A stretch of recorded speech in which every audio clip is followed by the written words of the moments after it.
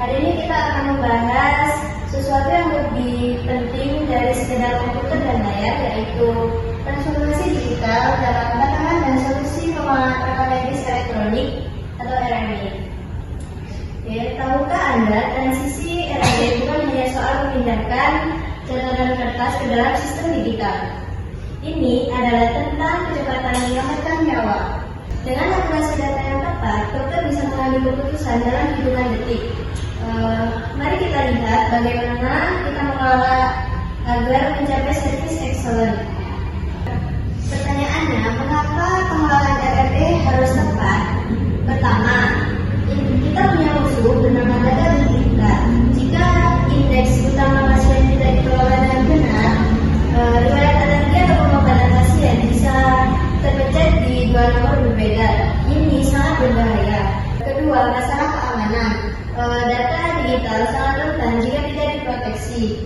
Lalu yang terakhir, kita harus siap dengan hambatan teknis seperti sistem yang baru. Tanpa pengelolaan yang matang, teknologi justru bisa menjadi penghambat pelayanan, bukan pemberi solusi. Lalu, bagaimana solusinya? Ada 3 pilar utama yang harus kita pegang sebagai tenaga RMK. Yang pertama yaitu standarisasi input. Kita wajib menggunakan terminologi medis yang seragam seperti ICD-10 untuk diagnosis dan ICD-9 untuk prosedur. Dan tujuannya agar data bisa berbicara satu sama lain antar unit. Yang kedua yaitu keamanan berlapis RBAC. Tidak semua orang bisa melihat semua data. Petugas pendaftaran cukup melihat identitas, sementara rekam medis klinis hanya untuk tenaga RMK. Yang ketiga yaitu audit trail. Melacak setiap perubahan data untuk akuntabilitas. Ini adalah sidik jari digital. Kita bisa melacak siapa saja yang membuka data, kapan, dan apa yang diubah. Ini adalah bentuk tanggung jawab kita kepada privasi pasien.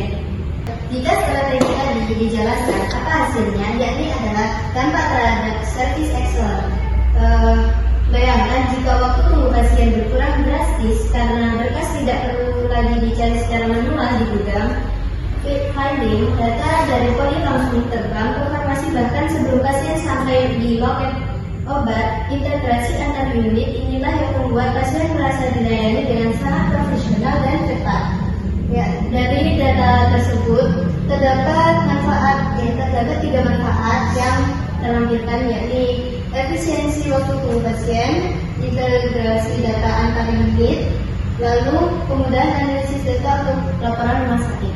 Sebagai penutup, rekan-rekan perlu ingat bahwa RME adalah jantung informasi rumah sakit. Namun, sistem secanggih apapun hanyalah alat. Keberhasilannya ada di tangan kita, para pengelola data. Mari jadikan data yang akurat sebagai instrumen untuk memberikan pelayanan yang hebat. Silakan jika ada rekan-rekan yang ingin berdiskusi, saya buka sesi tanya jawab. Izin bertanya. Ya. Bagaimana cara kita memastikan petugas medis itu disiplin dalam mengisi RME secara lengkap? Oke, izin menjawab. Kuncinya adalah audit medis berkala dan sistem pengingat atau reminder otomatis dalam aplikasi RME. Jika ada kolom penting yang belum diisi, sistem bisa memberikan peringatan agar tetap lengkap dan akurat sesuai prinsip. Apakah sudah cukup? Apakah ada yang ingin bertanya lagi? Saya. Ya. Apa yang harus kita lakukan jika tiba-tiba listrik padam atau server HP rusak saat pelayanan sedang ramai? Izin menjawab. Kita harus selalu memiliki SOP, contingency atau rencana cadangan. Misalnya menggunakan formulir manual sementara yang nantinya akan di-entry ulang atau back entry setelah sistem normal. Ini memastikan pelayanan ke pasien tidak berhenti total. Apakah sudah cukup?